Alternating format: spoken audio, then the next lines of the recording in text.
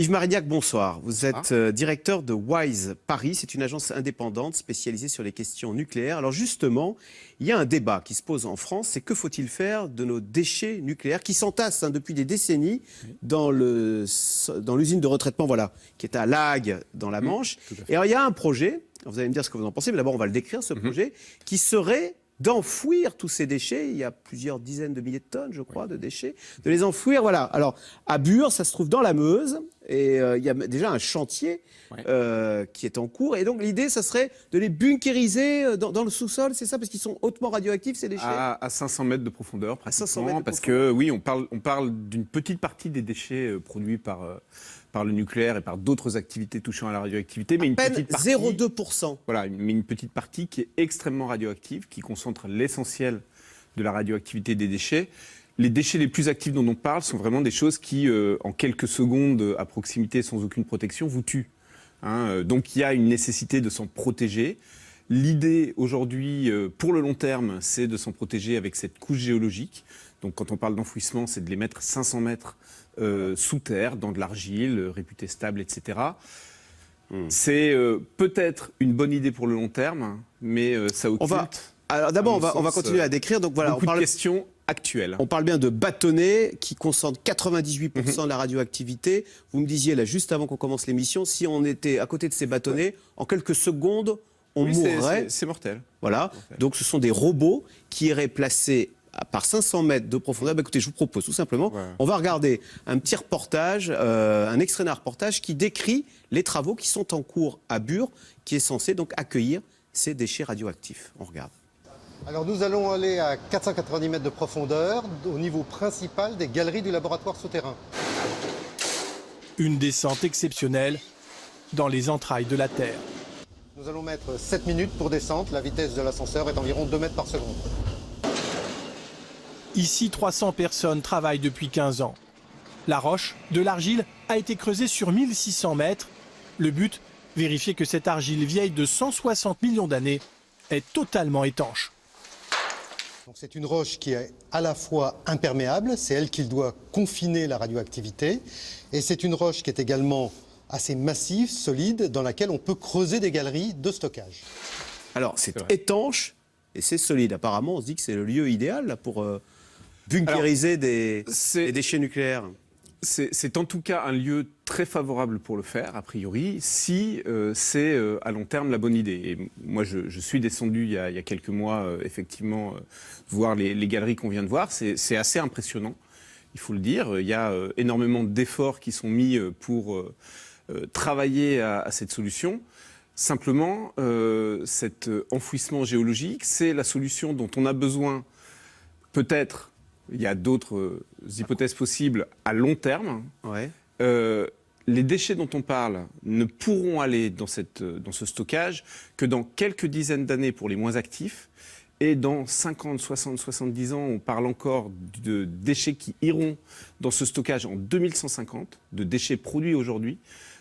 Tellement ils sont chauds et actifs, il faudra attendre pour les y mettre. Mais ils vont rester combien de temps là-dedans? Ils vont y rester des centaines de milliers d'années. C'est conçu pour les enfermer sous une couche géologique pendant des centaines de milliers d'années. Comment la Terre va se comporter d'ici des dizaines de milliers d'années? On ne sait pas, on fait des prévisions à partir d'analyses géologiques, sismiques, hydrogéologiques, etc. Donc on a un certain nombre d'indications sur la bonne stabilité de ce site. C'est pour ça que je disais c'est plutôt un endroit favorable pour le faire. La question éthique de savoir si c'est la bonne manière de gérer ces déchets pour le très long terme, la bonne manière de transmettre aux générations futures, de les mettre dans le sous-sol à plusieurs centaines de mètres de profondeur. Question idiote, pourquoi est-ce qu'on ne les envoie pas avec la fusée Ariane dans l'espace? On ne s'en débarrasse pas comme ça? Alors, d'abord parce que ça poserait une autre question éthique vis-à-vis de l'espace, mais en plus parce que il faudrait, pour pouvoir le faire avec confiance, avoir des lanceurs 100% fiables et même 150% fiables. Parce que si la fusée explose, alors je sais même qu'on se dit si dans 20 000 ans il y a des questions vertigineuses qui se posent, si dans 20 000 ans une civilisation totalement différente tombe sur ces déchets, il faudra la prévenir qu'ils sont radioactifs. Donc il est prévu de mettre des codes couleurs pour prévenir du danger. Alors il est envisagé plein de choses et effectivement C'est des questions vertigineuses. Il faut se projeter à 20 000, 100 000 ans. Ouais. Et surtout, il faut imaginer une situation où, à la fois, on voudrait avoir oublié ces déchets. C'est-à-dire que si on les met dans un stockage géologique, c'est avec l'idée qu'on ne peut pas garantir un contrôle par l'homme pendant plus que quelques centaines d'années. Donc il faut les mettre à un endroit où, si on perd le contrôle et si on les oublie, ça sera malgré tout sûr. C'est ça l'idée de départ du stockage géologique. Si on l'a oublié, il faut que ça soit sûr. Mais à l'inverse, il faut prévenir les gens qu'il y a un danger. Et donc il y a une espèce de contradiction. Et là, voilà, les questions que ça pose vis-à-vis de sociétés à moyen et très long terme sont vraiment vertigineuses, comme vous l'avez dit. Alors, ces déchets ultra radioactifs qui peuvent tuer un homme sans protection en quelques secondes, disiez-vous, ils sont où aujourd'hui? Ils sont entreposés depuis des décennies à La Hague? Alors, ils sont entreposés pour l'essentiel à La Hague et pour une partie aussi à Marcoule. Donc, essentiellement dans les deux usines qui font ce qu'on appelle le retraitement du combustible. Alors, on va les voir, ces piscines. Et où il y a des dizaines. Voilà, il fait pas bon s'y baigner, j'imagine. Alors non, tout à fait. C'est de l'eau effectivement radioactive, mais c'est de l'eau qui apporte une protection vis-à-vis des combustibles. Donc on peut, y compris, se promener au-dessus. Pardonnez-moi, on est surpris piscine. que quelques mètres d'eau suffisent à contenir la radioactivité de ces déchets ultra radioactifs. Alors quelques mètres d'eau, mais aussi la première barrière qui est la gaine de ces combustibles. Mais oui, l'eau arrête une grande partie de cette radioactivité. Ça ne veut pas dire qu'il n'y a pas de radioactivité ambiante dans ces locaux, mais on peut, encore une fois, y circuler. Simplement, si vous enlevez l'eau, il y a un vrai sujet de... Mais c'est dangereux, là, ces piscines. Oui, si les piscines perdent leur eau...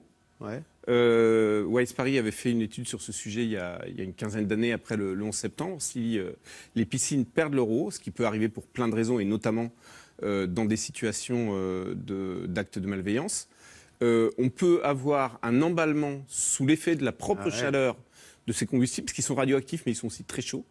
Un emballement qui conduit à des relâchements de radioactivité. On avait calculé à l'époque que ça pouvait être plusieurs dizaines de fois l'équivalent de ce qui a été relâché par un accident comme Tchernobyl. Ah oui. Donc il y a un potentiel. Yves Marignac, Oui. parce que là, on est à 300 km de Paris, à 300 km de Londres. Vous parliez d'actes de malveillance. Et je crois que donc à La Hague, il y a la plus forte concentration de matière radioactive en Europe. Mais des terroristes, là, est-ce qu'on y pense on y pense forcément. Des moyens de protection, d'ailleurs, sont déployés. Et des moyens particuliers avaient été déployés après le 11 septembre. Ah oui, un avion qui viendrait se percuter. Des missiles de protection anti-aérienne.